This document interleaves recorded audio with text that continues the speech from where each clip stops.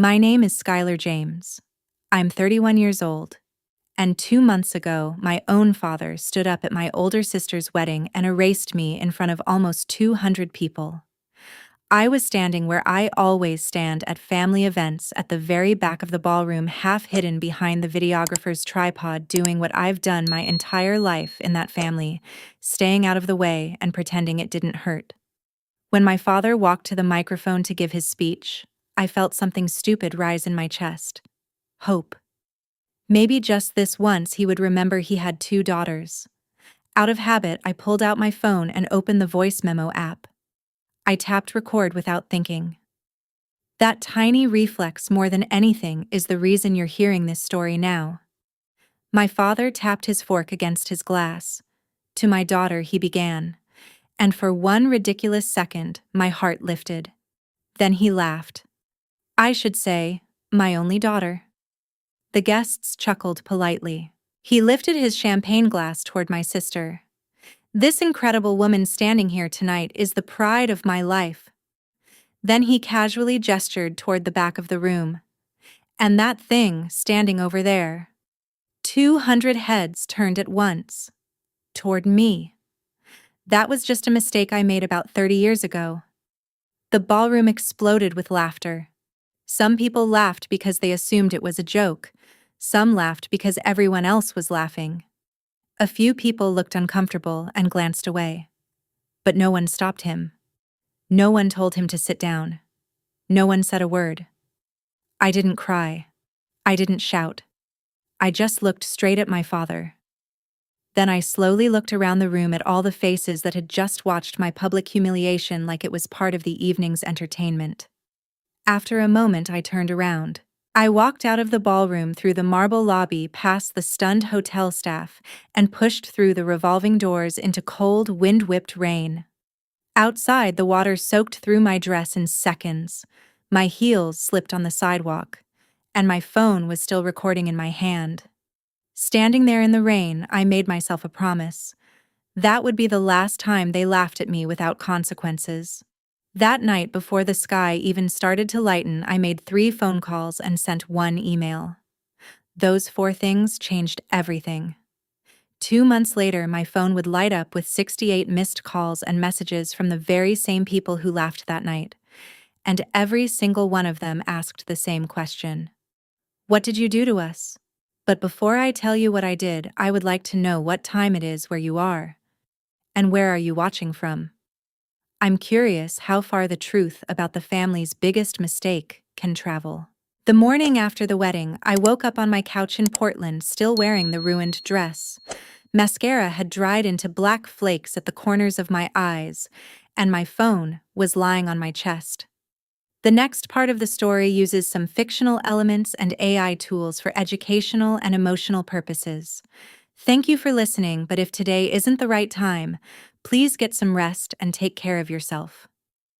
The first thing I did when I woke up was press play on the recording. Hearing my father's voice through my earbuds without the clinking glasses, the background music, and the polite laughter of wedding guests was like being slapped all over again. Every word sounded colder, sharper, more deliberate. I listened all the way through, from the moment he tapped his fork against the glass to the burst of laughter that filled the ballroom. I even heard the faint sound of my own heels clicking across the marble floor as I walked out. When the recording ended, the apartment was completely silent. For a few seconds, I just stared at the ceiling. Then I saved the file. I renamed it Evidence, Wedding Speech. After that, I uploaded it to the encrypted cloud storage I used for work. Backing up sensitive data was second nature to me. I'm a cybersecurity consultant for hospital systems, which means most of my job involves protecting patient records, investigating ransomware attacks, and making sure nobody tampers with critical data. Yesterday, I had been backing up server logs and medical records. Today, I was backing up a recording of my own father calling me a mistake. For 31 years, I had told myself 1,000 different stories to make sense of the way he treated me. He's old school. That's just his sense of humor. You're being too sensitive. You're imagining things. But hearing the recording again stripped away every excuse I'd built to survive. There was no misunderstanding, no joke taken the wrong way. He meant every word.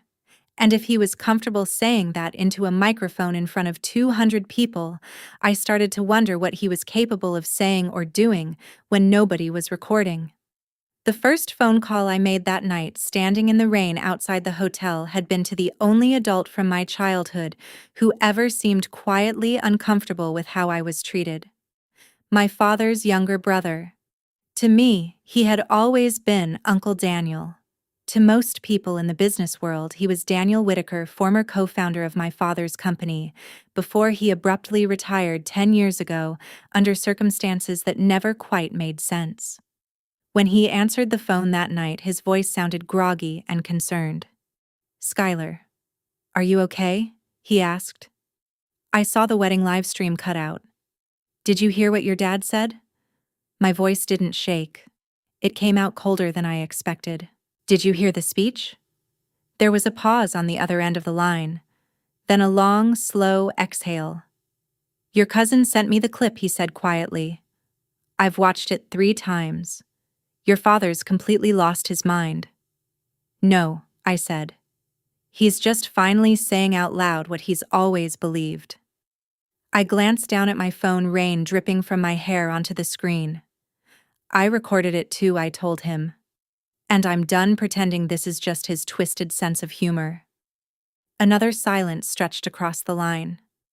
"I want to know what he's hiding," I continued. "I want to know why he's spent my entire life treating me like a problem he regrets instead of a daughter." This time, the pause lasted even longer. When Uncle Daniel finally spoke again, his voice sounded different, heavier. "Skylar," he said quietly, "this isn't just about hurt feelings. If you start pulling on threads around Victor James, you won't just find cruel jokes. You'll find things you can't unsee." For the first time since the wedding, my heartbeat actually sped up. "Then help me see them," I said. Because at that moment, standing alone in the rain with my father's voice echoing in my ears, I had already made up my mind. If my father wanted to turn me into the family's mistake, I was going to become the kind of mistake that ruined everything he'd built. "Then help me see them," I said. "I'm not a kid anymore. You were pushed out of James Infrastructure Solutions. I know that wasn't as clean as Dad made it sound. You know where the bodies are buried." There was a long silence on the line. Finally, Uncle Daniel spoke. "You really want to do this, Skylar?" His voice had lost its sleepy tone. It sounded serious now. "Because once you start digging into Victor James," he said, "there's no going back to Sunday dinners and pretending everything's fine." I thought about the ballroom, about the laughter, about the way people turned their heads toward me like I was part of the entertainment. "We both know I was never really invited to Sunday dinner," I replied quietly. Another pause, then a heavy sigh. In that sigh, I could hear years of frustration that had never been spoken out loud. "Fine," he said. "Tomorrow, noon. There's a diner in Tacoma." He gave me the address slowly. "Don't text it to anyone," he added.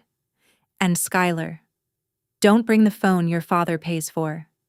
Then he hung up. For a moment, I stood there in the rain with the phone still in my hand. That had been the first call. The second one was easier. I dialed the number of my old college roommate, Naomi Bennett. Naomi had been the kind of friend who could smell trouble through a phone line. These days, she was one of the sharpest financial crime attorneys in Washington state. We hadn't talked in months, but the moment she heard my voice, she knew something was wrong. "Skylar," she said immediately. "What happened?" Instead of answering, I sent her the audio file right there on the sidewalk. I watched the upload bar crawl slowly across my screen while rainwater slid down my wrist. When the file finished sending, I said only one thing. "Listen to it," I told her. "Then tell me what I can do with this." There was a short pause.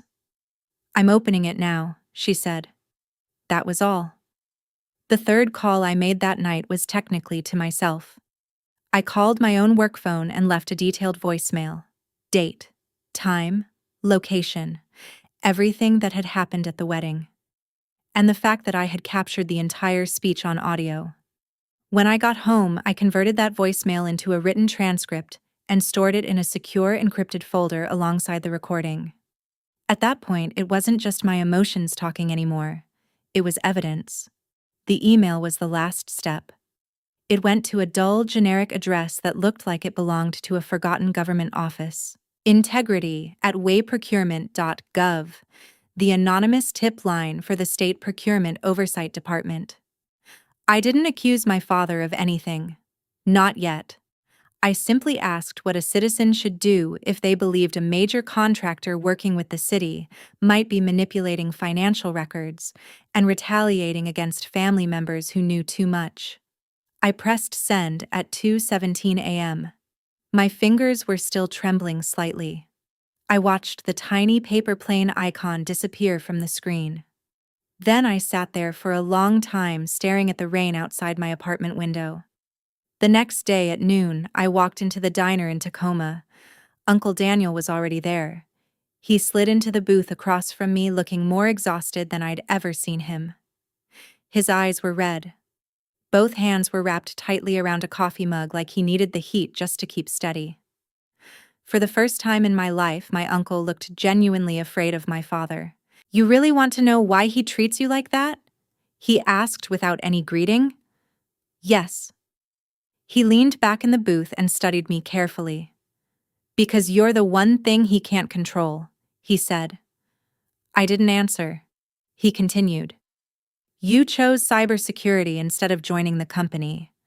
You refused to sign his standard family agreement when you graduated." My stomach tightened. "I never trusted those contracts," I said. "You were smart not to," he replied. Then he leaned forward. "Your father's been quietly shifting money and contracts into your sister's name for years." My chest went still. "To punish you for refusing to play along." He reached into his jacket and pulled out a folded packet of documents.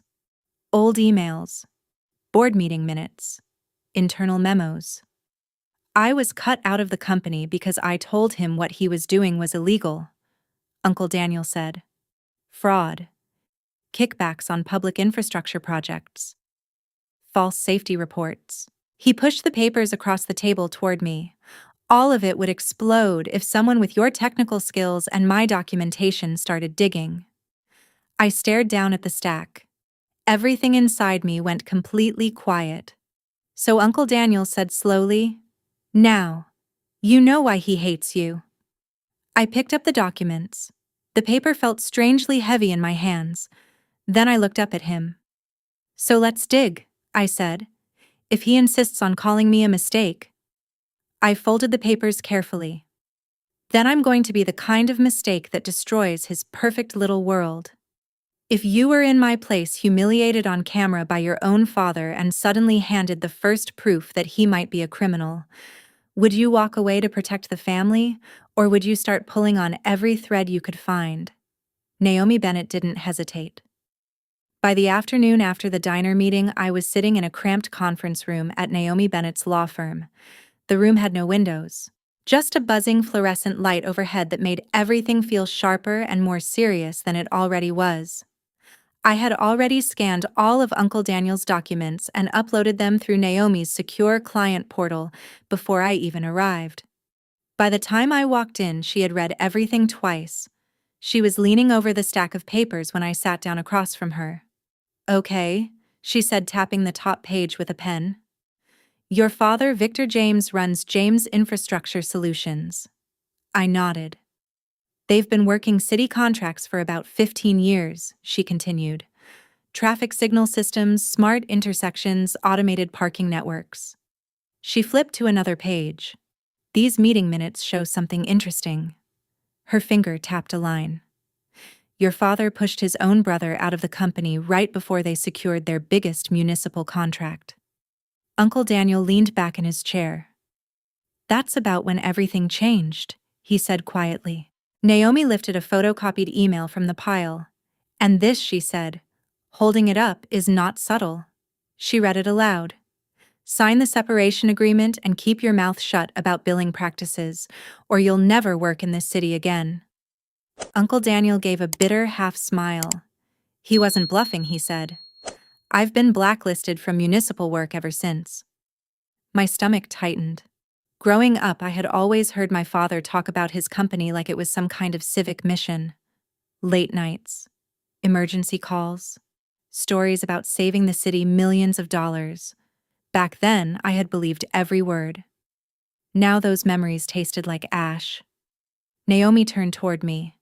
You work in cybersecurity, she said. Hospital networks, right? Yes. Then you already know how this works, she continued. If your uncle is right and Victor has been double billing or falsifying safety reports, there will be digital traces everywhere.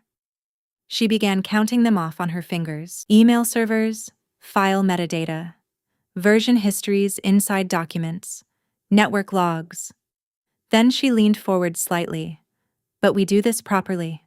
Her eyes locked on mine. No illegal hacking, no unauthorized access. We use public records, family documents, and whatever your uncle can legally provide. Understood? I nodded. Understood. I lied a little. We started with the information anyone could access. Public records, city procurement databases, project archives. After work every night, I sat at my kitchen table with my laptop open, scrolling through contract after contract that James Infrastructure Solutions had won over the past decade. Traffic systems, intersection automation, smart signal networks, millions of dollars moving through those contracts. I cross-referenced project timelines with old news articles, stories about unexplained outages, construction delays, budget overruns. Then I found one article that made my blood run cold.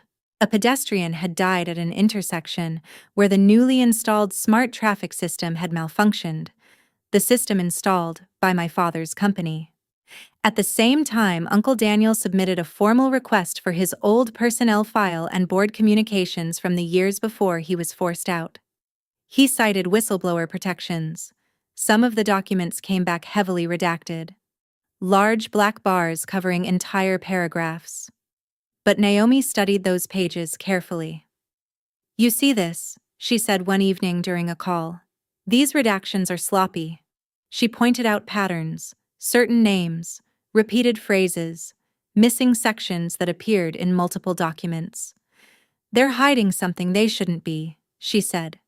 At her suggestion, I filed my own request under Washington State's public records law. I asked for every safety inspection report related to systems installed by James Infrastructure Solutions. Then we waited. Weeks passed. My days were filled with hospital security audits, phishing awareness training sessions, and server vulnerability reports.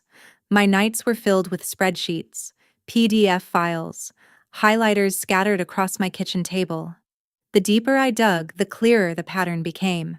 Contract change orders approved late on Friday afternoons, 4:55 p.m., 5 minutes before city offices closed, project budgets suddenly doubling without clear explanation.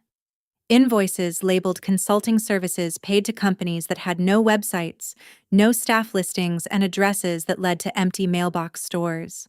Shell companies. Every thread I pulled seemed to connect to another. And every time I discovered something new, I could hear my father's voice in my head. That thing standing in the back. Just a mistake.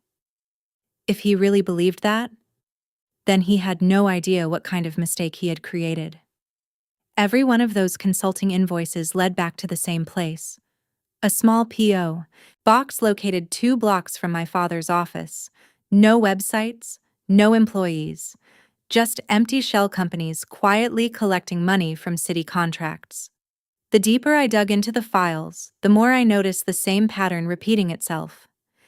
Emails from city engineers, short notes buried in project documentation, requests for additional time to review safety reports, and over again, replies from my father's company pressuring them to approve the paperwork quickly.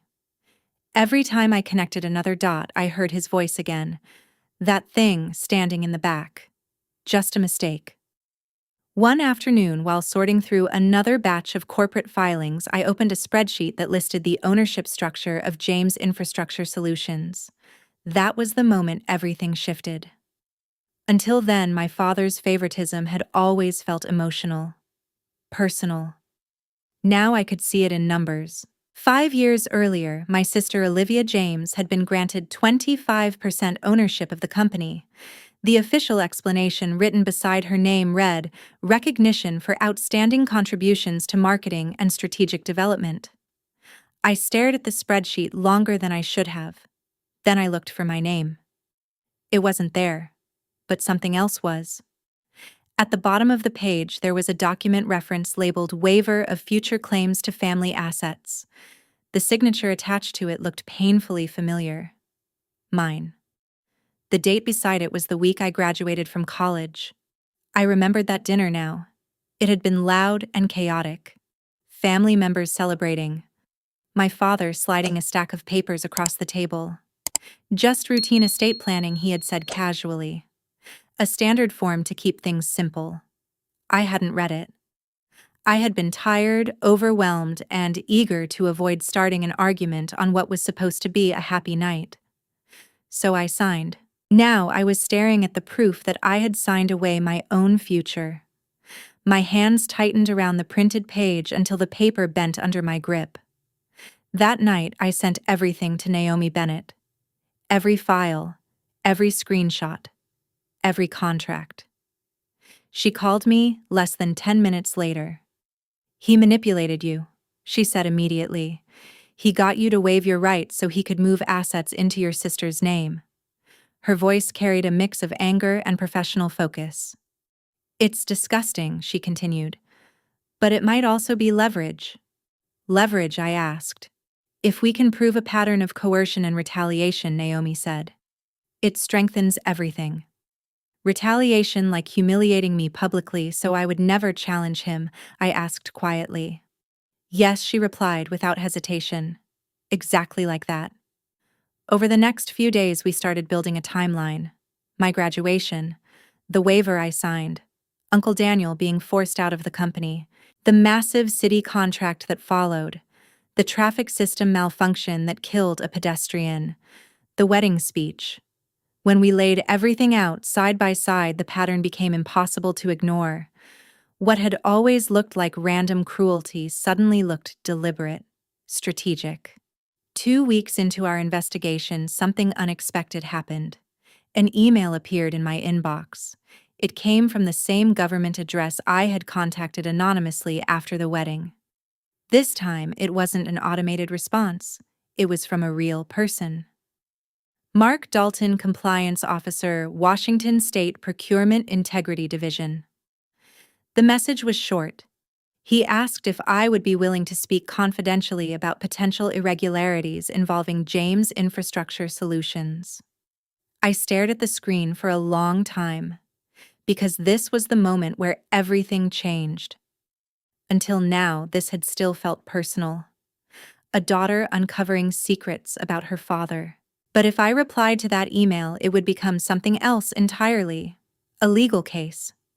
I forwarded the message to Naomi. She called within minutes. "If you talk to them, Skylar, this stops being just revenge," she said. "It becomes a whistleblower case." Her voice was calm but serious. "Are you ready for subpoenas? For hearings? For your entire family, knowing it was you?" I closed my eyes.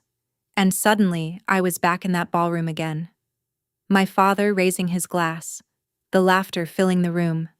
My mother sitting there silently instead of stopping him. My sister laughing along so she wouldn't ruin the perfect atmosphere of her wedding. My father had decided long ago that I would be the villain in his story. If that was the role he wanted to give me, then maybe I should use it. "If I'm going to be the villain," I said slowly, "I might as well be the one telling the truth." There was a brief pause. Then Naomi sighed. "All right," she said. "Then we do this properly." I wrote back to Mark Dalton. We scheduled the meeting 3 weeks later. 3 weeks to prepare. 3 weeks before my father's world started collapsing. and he had absolutely no idea it was coming. If you believe my father deserved the consequences that came for him, leave a 1 in the comments. I'm honestly curious to see how many of you would have made the same choice in my place. During those 3 weeks before my meeting with the state investigator, the atmosphere inside my parents' house began to change. Technically, I was still renting the small attic apartment above the garage. It had always been a quiet, slightly awkward arrangement, but after the wedding, something shifted. The house didn't feel cold anymore. It felt suspicious. My father, Victor James, started locking the door to his home office every time he left the room. My mother, Margaret James, jumped whenever the landline rang. Conversations stopped the moment I walked into the kitchen. Whispers died mid-sentence. They knew something was happening. They just didn't know what. Yet. If you discovered that your family's money reputation and the way you had been treated your entire life were built on manipulated paperwork and carefully hidden lies, would you keep the peace? Or would you tear everything open and drag the truth into the light? Working in cybersecurity teaches you many things. One of them is how careless people are with their passwords. My father was a perfect example. Years earlier, when I helped him set up his first smartphone, he insisted on using the same simple password he had always used. I had told him it was a terrible idea, begged him to change it. He laughed. No one's interested in some old man's emails, he had said. He wasn't my client. So eventually, I let it go.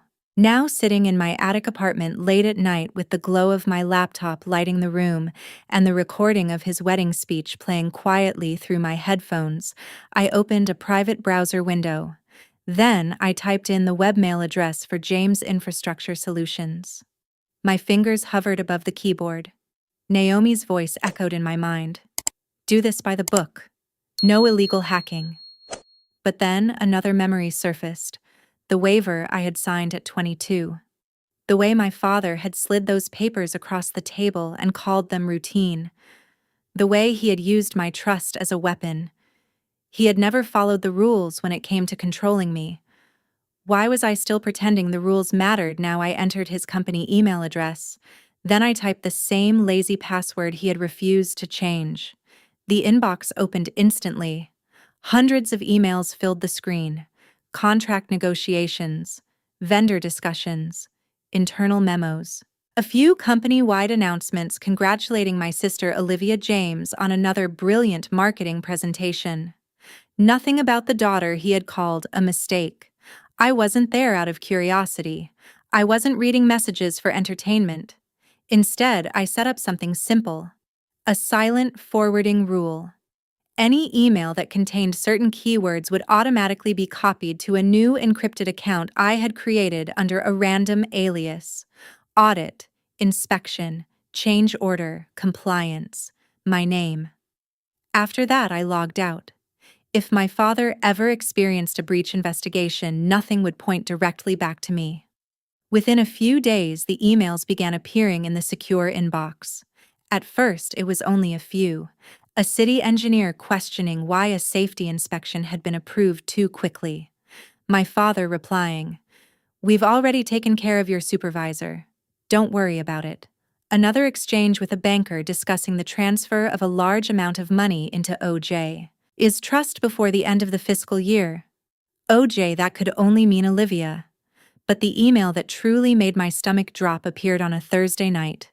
The subject line read, "Family dinner Saturday." It wasn't sent to me. It was from my father to my mother and Olivia. The message was short. "We need to bring Skylar back in line before she does something stupid. Let's keep it calm. Make it look like we want to hear her out. I'll have the paperwork ready." A reply from my mother appeared below it. "Are you sure this will work?" Olivia answered next. "Dad, it's my first weekend back from the honeymoon. Can we not turn this into a war?" My father replied a few minutes later. "It's already a war. She just doesn't know the rules. Saturday, 7 p.m., that restaurant she likes. She'll come if you invite her." I stared at the screen for a long time. I didn't know what paperwork he was planning, but I knew one thing for certain. I wasn't walking into that dinner unprepared. Later that evening, my mother knocked gently on the attic door. Her voice sounded careful and fragile. "Skylar," she said, "your father and Olivia were thinking, maybe we could all have dinner together this weekend. Just to clear the air." I smiled. "Sure," I said. "I'd love that." On Saturday night, I arrived at the restaurant 10 minutes early. Inside my purse was a small USB drive. Folded neatly beside it was a printed transcript of my father's wedding speech. And for the first time in my life, I was ready for whatever he tried to do next. The hostess led me through the restaurant and into a private dining room in the back. My parents were already there. So was my sister, Olivia James. 3 pairs of eyes turned toward me the moment I walked in. Each expression was different. My mother looked nervous. Olivia looked uncomfortable. My father looked annoyed. "Skylar," my father said, as he stood halfway out of his chair just enough to appear polite. "You look presentable tonight. You look exactly like a man who should really stop reusing the same password for everything," I thought. But I kept that to myself. I sat down. For a few minutes, we went through the usual meaningless conversation. How was work? How was the weather? How was the honeymoon? Eventually, my father leaned forward and slid a manila envelope across the table toward me. "I asked you here because I'm worried about you," he said, in the calm, patient tone he used whenever he wanted to sound like the reasonable parent. "You've been very emotional since the wedding," he continued, "and you've been saying certain things to extended family that could damage our reputation." He folded his hands neatly. "I think it would be best for everyone if we just moved forward." I opened the envelope. Inside was a non-disclosure agreement. Not a simple one either. This one was aggressive. It basically stated that I could never, under any circumstances, speak negatively about my father, his company, or internal family matters. If I did, he would sue me for everything I owned. In exchange, he was offering me a check. The amount printed on it was almost insulting. Along with a temporary discount on the rent I paid for the attic apartment. He was trying to buy my silence. Cheaply. I set the papers down on the table. "So let me make sure I understand this," I said calmly. "You humiliate me in front of 200 people. You call me a mistake into a microphone. And your solution is that I sign a legal document promising never to talk about it." My father shifted slightly in his seat. "It was a joke," he said dismissively. "Everyone knew I didn't mean it. You're turning this into something it isn't." Really, I reached into my purse and pulled out the folded document I had brought with me. I slid it across the table.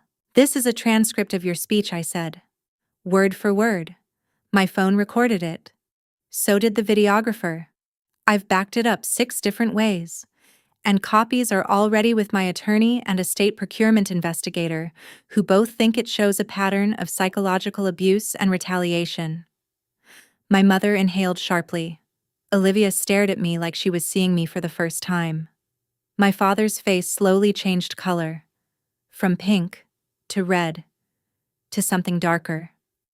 "You did what he asked," quietly. I held his gaze. "You've been shifting company assets into Olivia's name," I said. "You pushed Uncle Daniel out of the company. You've pressured city officials into approving questionable contracts. And you've spent 31 years turning my existence into a punchline." The room felt very still. "You made 3 mistakes, Dad," I continued. "The first was underestimating how much attention I pay. The second was assuming I'd never fight back. Then I reached into my purse again and placed the small USB drive on the table between us. And the third mistake was leaving a trail." My father stared at it, but didn't touch it. "What's on that?" he asked tightly. "Enough," I said quietly. "Enough emails, enough contracts, enough financial transfers, enough to make some very serious people very interested in how James Infrastructure Solutions actually does business." No one spoke. The only sound in the room was the faint noise of dishes and conversation from the restaurant outside. Finally, Olivia spoke. Her voice was thin. "You're going to destroy us," she whispered. "You're going to destroy everything Dad built." I looked at her. "He already destroyed me," I said. "I'm just done pretending I deserved it." I stood up. The NDA remained untouched on the table. "You invited me here to bring me back in line?" I said. "Consider this my official notice that I've stepped off the line completely." I turned and walked toward the door. Behind me, I heard my father's voice. "Skylar," he said sharply, "don't you dare do something you can't undo." I didn't turn around. "You should have thought about that before you picked up the microphone," I replied over my shoulder. Then I walked out of the restaurant. "If your family sat you down, smiled politely, and slid a legal document across the table to silence you, what would you do? Would you sign it to keep the peace? Or would you walk away and let them wonder how much damage you were about to cause?" The fallout from that dinner came faster than any of them expected. After the dinner, my father stopped speaking to me completely. Not angry messages, not shouting, nothing. I simply ceased to exist in his world again. My mother's texts became short and painfully neutral. "Mail came for you. Your share of the utility bill is due. Please move your car. Trash pickup tomorrow." Nothing emotional. Nothing real. But the person who surprised me the most was Olivia James. 2 days after the dinner, my phone rang. Her name appeared on the screen. I almost didn't answer. "Skylar," she said quietly when I picked up. "Can we talk?" Her voice sounded smaller than I had ever heard it. We didn't meet at a coffee shop or anywhere cinematic like that. We met at the climbing gym where I usually went when I needed to clear my head. On weekday afternoons, the place was nearly empty. The faint hum of a pop playlist echoed off the walls while climbers moved slowly across bright plastic holds. Olivia and I sat on the thick crash mats beneath one of the walls. She looked wildly out of place there in pristine sneakers and expensive workout clothes that had clearly never touched real chalk. She glanced up at the climbing routes above us. "You picked an interesting battlefield," she said. "You picked an interesting time to remember I exist," I replied. She flinched slightly. "Okay," she said quietly. "I deserve that." For a moment we just sat there, two women with the same last name and the same parents, but almost nothing else in common. Olivia had always been everything my parents wanted. Polished, agreeable, the perfect marketing director for James Infrastructure Solutions. I was the one who broke things for a living and told people where their systems were vulnerable. Finally, she blurted out what she had come to say. "I didn't know he was going to say that at the wedding," she said quickly. "I swear I didn't." I looked at her. "You laughed," I said. "You looked straight at me and laughed." Color rushed to her face. "I panicked," she admitted. Everyone was staring. It was my wedding night. Dad was drunk. She rubbed her hands together nervously. "I thought if I treated it like a joke, maybe it wouldn't feel as horrible." I tilted my head slightly. "And how did that work out?" I asked.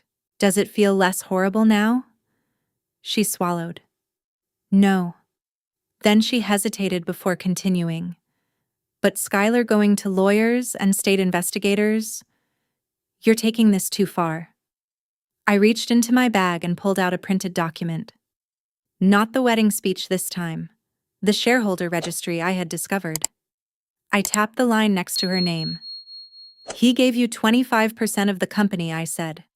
Meanwhile, he tricked me into signing away my rights by calling it routine paperwork. "You want to talk about going too far?" She stared at the paper. The color slowly drained from her face. "I didn't know about this," she whispered. "He told me you didn't want anything to do with the business." I shook my head slowly. "I said I didn't want to be his employee," I corrected. "I never said I didn't want a father." Her eyes filled with something that looked suspiciously like guilt.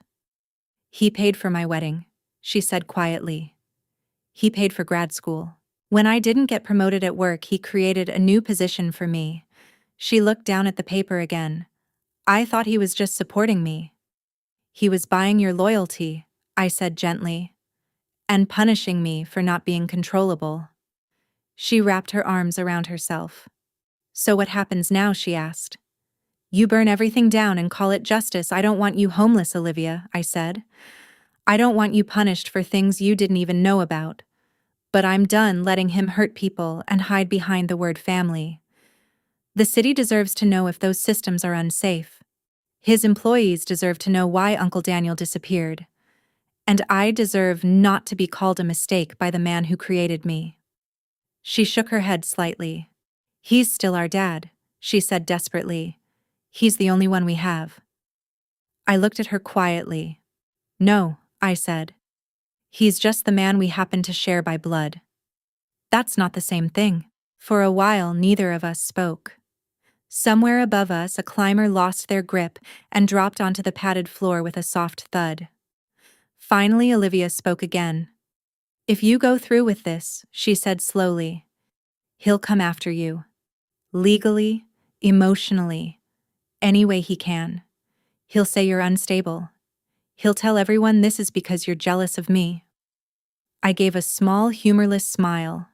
He's been telling that story my entire life. The difference now is that this time I have proof. She nodded slowly. Then she stood up. I can't help you, she said. Not publicly. I owe him too much. He could destroy my career. She hesitated before walking away. But Mom has been hiding things too, she added quietly. I looked up. What kind of things? Bank statements. Letters from the city. She keeps them in a locked drawer in her office at the district building. Olivia met my eyes one last time. If you want to know how deep this goes, that's where you should start. I stared at her. Why tell me that if you're not on my side? She gave me a small, sad smile. I never said I wasn't on your side, she replied. I said I can't look like I am. Then she walked toward the exit.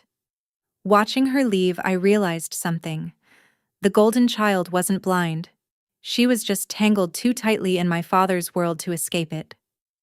If your sibling couldn't stand beside you in public but quietly handed you the key to the next secret, would you call them a coward? Or would you recognize it as the only courage they could afford? My mother, Margaret James, had spent most of her career in education. By the time all of this unfolded, she had risen to become an assistant superintendent for the local school district. Professional, diplomatic, and very skilled at pretending problems didn't exist if acknowledging them might shake the stability of her life. My mother's office was on the third floor of a dull administrative building near downtown. I had been there a few times as a teenager, usually to drop off a forgotten lunch or a permission slip she needed to sign. Back then, the building had seemed big and important. This time, it just felt quiet. Too quiet. I called her that morning and asked if we could talk. I'm busy, she said automatically. Then she sighed. Come by at 4. I'll have a few minutes before my board prep meeting. At exactly 4 o'clock, I walked past the front desk, took the elevator upstairs, and stepped into a hallway lined with student artwork and motivational posters about leadership and integrity.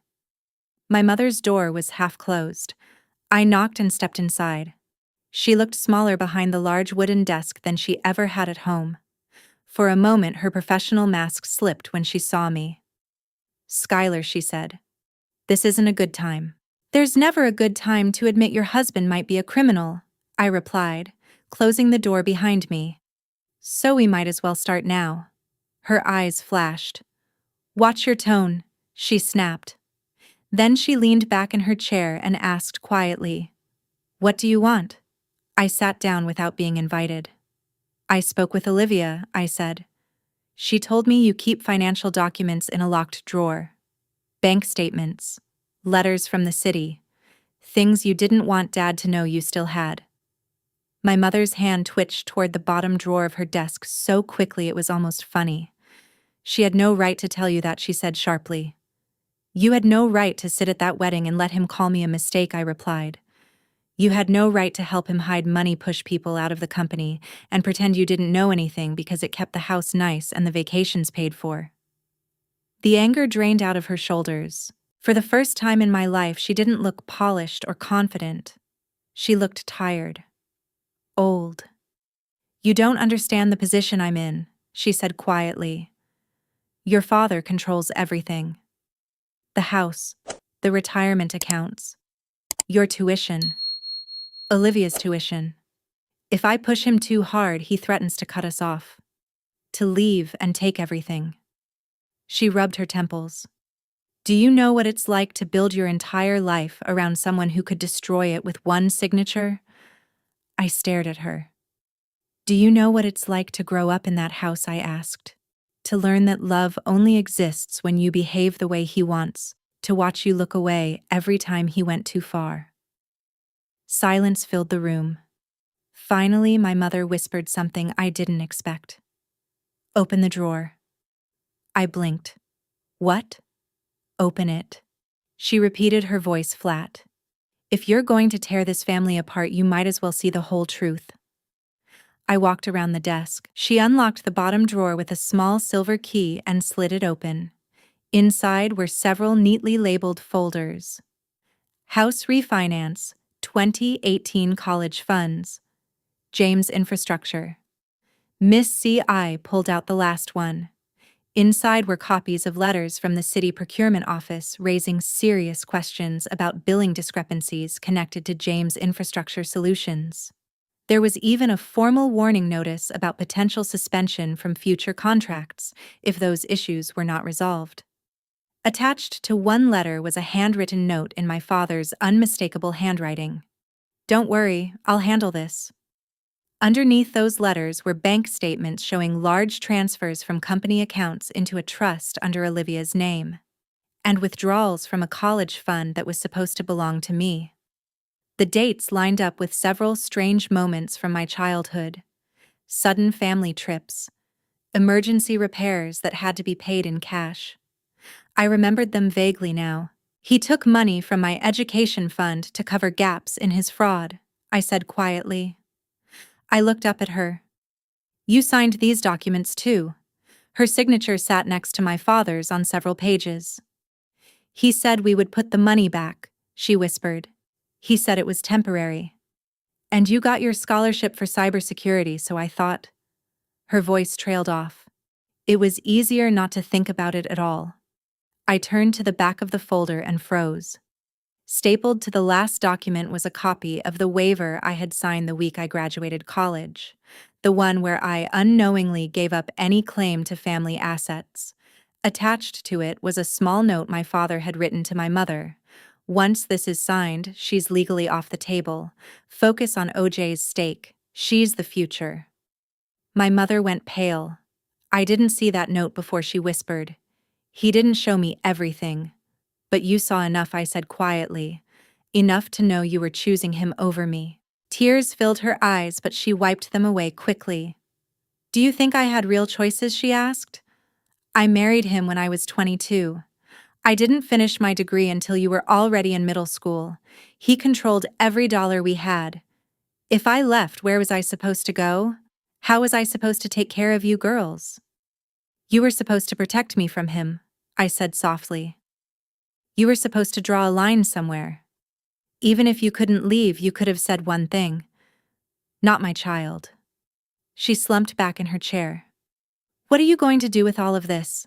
She asked, nodding toward the folder in my hands.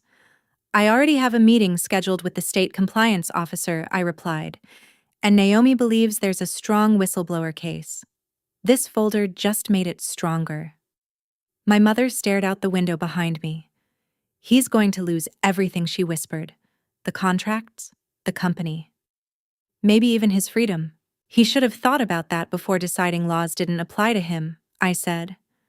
And before deciding his daughter was disposable. She swallowed hard. If I give you a statement, she said slowly, if I admit what I've seen, maybe they'll consider that cooperation. Maybe they'll go easier on me. Maybe, I said. I can't promise anything. But it will show that he didn't just make mistakes. He made choices. For the first time in years, my mother looked directly at me, not at the child she used to manage, but at the adult standing in front of her. "I'm sorry, Skylar," she said quietly. "Sorry doesn't turn back time," I replied.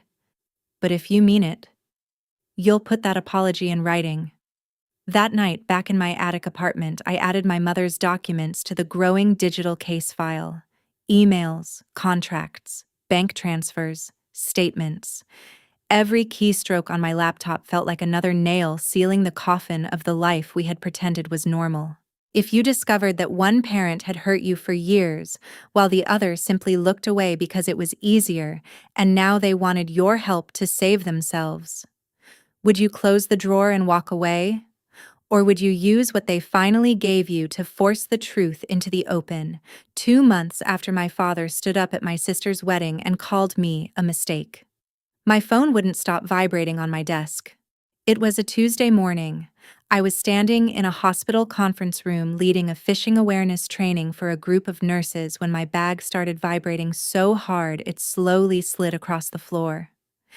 At first, I tried to ignore it. Phones buzz all the time during trainings. But this was different. The vibration didn't stop. It kept going. When we paused for a break, I picked up the bag and checked my phone. The screen was filled with missed calls. Dozens of them. My mother, my father, my sister Olivia, aunts, uncles, cousins I barely spoke to anymore. Our family group chat was exploding with messages. "What did you do? Call your father right now. They're freezing the accounts." "Skylar, answer your phone." Then a news notification appeared. "City suspends contracts with James Infrastructure Solutions pending fraud investigation." Below the headline was a photograph of my father, Victor James, walking toward the state attorney general's office, with reporters shouting questions behind him. His jaw looked tight, his expression furious. The quiet meeting I had attended weeks earlier with Naomi Bennett beside me and Mark Dalton across the table had turned into something much bigger. I had given them everything: emails, contracts, payment patterns, safety reports, bank transfers, Uncle Daniel's documents, my mother's files, the waiver I had signed years ago, even the recording from the wedding. They hadn't promised anything. All they had said was that they would investigate. Clearly they had. I stepped into the stairwell and started listening to the voicemails. My father's came first. His voice was shaking with rage. "They raided the office," he shouted. "They took the servers. The bank froze our accounts. You destroyed your own family because you couldn't take a joke." I deleted the message. My mother's voicemail was next. She sounded terrified. She begged me to tell investigators that I had forced her to open the drawer in her office, that she hadn't helped willingly. Then Olivia's message played. Her voice trembled. "The trust account is frozen," she said. "The condo deposit is gone. Reporters are calling my office. I know you talked to them. Please call me back. I just need to understand." I leaned against the wall and closed my eyes for a moment. This was the cost of pulling every thread. A few days later, my father requested a meeting through his lawyer. We met in a small conference room at a law office downtown. My father and his attorney sat on one side of the table. Naomi and I sat on the other. Victor James looked older than I remembered. The sharp confidence he always carried had begun to crack around the edges. "You did this?" he asked.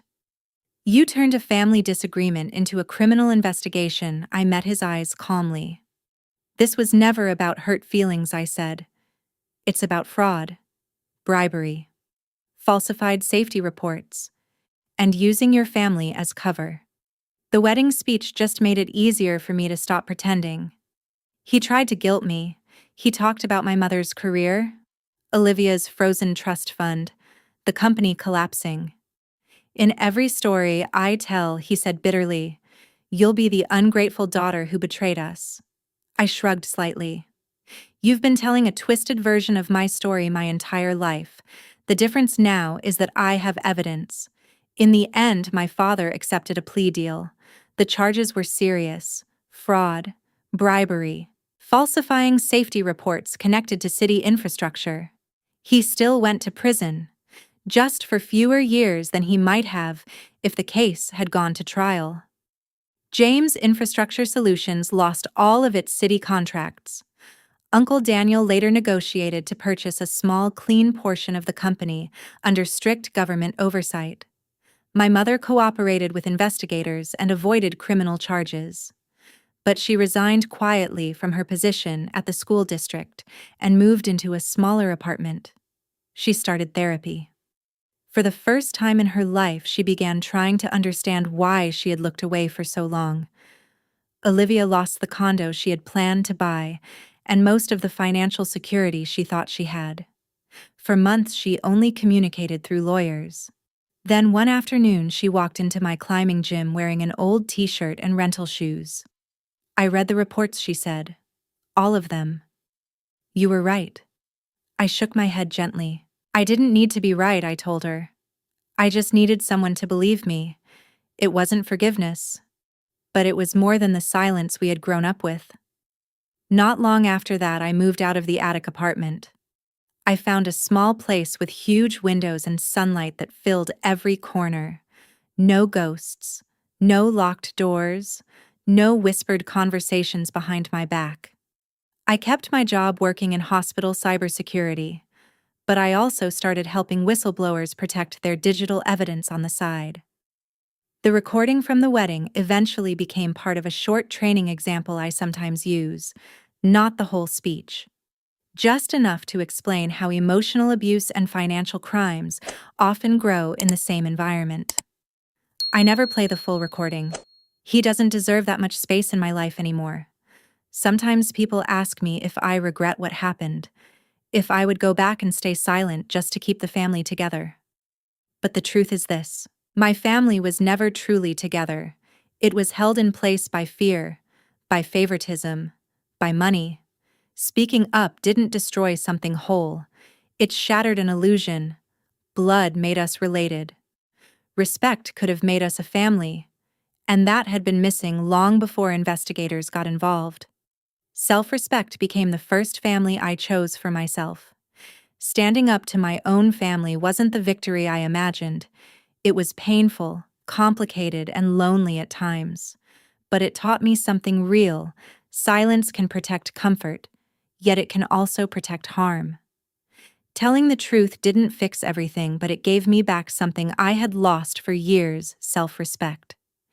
If you were in my place, hearing someone who should love you call you a mistake, what would you do? Would you stay quiet to keep the peace?